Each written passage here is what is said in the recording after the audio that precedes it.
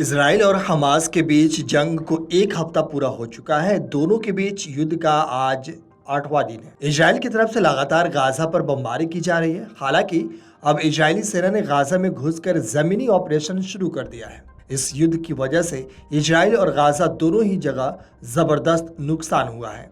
Gaza में हालात बेहद ही खराब है।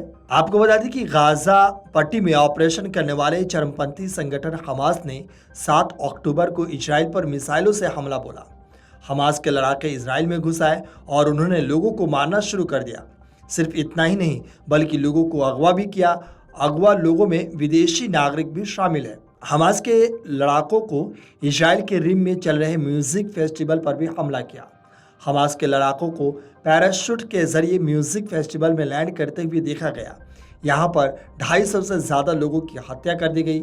बताया गया कि इस म्यूजिक फेस्टिवल में हिस्सा लेने के लिए 3500 से ज़्यादा लोग पहुंचे थे। इजराइल ने जवाबी कार्रवाई करते हुए गाजा पट्टी पर हमला बोल दिया। सबसे पहले इजराइल के दक्षिण हिस्से में घुसे चरमपंथियों का सफाया किया गया। इसके बाद उन्हें पीछे धकेलने का काम शुरू हुआ। आखिर में इजराइल ने गाजा पट्टी में हमास के ठिकानों पर भी बम बरसाना शुरू कर दिया। इजराइल ने गाजा पट्टी को पूरी तरह से घेर लिया।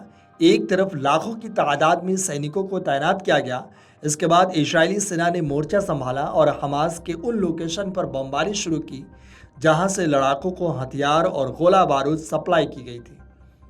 इजराइल पर हुए हमले के बाद अमेरिका, ब्रिटेन, जर्मनी, फ्रांस जैसे पश्चिमी मुल्कों ने उसका समर्थन किया। इन मुल्कों ने हमास के हमले को आतंकी हमला करार देते हुए इजराइल के आत्मरक्षा की बात की। इस दौरान पश्चिमी मुल्कों में फलस्तीन के समर्थन ने लोगों ने रैलियां भी निकाली। हमास और इजराइल के बीच जंग को लेकर खाड़ी देशों में भी बयान सामने आए हैं। कतर, ईरान, लेबनान, यमन जैसे देशों ने सीधे तौर पर इजराइल की आलोचना की और फलस्तीनियों पर अत्याचार बंद करने की बात की। वहीं सऊदी अरब, यूएन, ओमान, जॉर्डन, तुर्की जैसे मुल्कों ने दोनों पक्षों से शांति की अपील की। जंग के बीच खबर है कि हमास ने 40 बच्चों का गला काट दिया है। अमेरिकी राष्ट्रपति जो बाइडेन ने भी यही बात दोहराया। उन्होंने इन तस्वीरों को देखने की बात भी कही।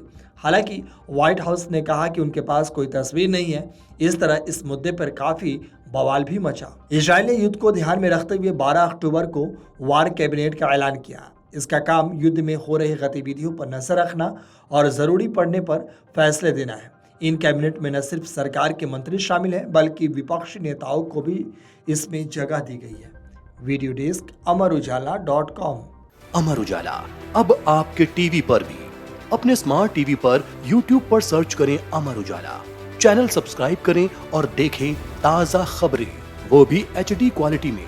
और हाँ, बेल आइकन दबाना ना भूलें ताकि हर खबर हो आपके घर।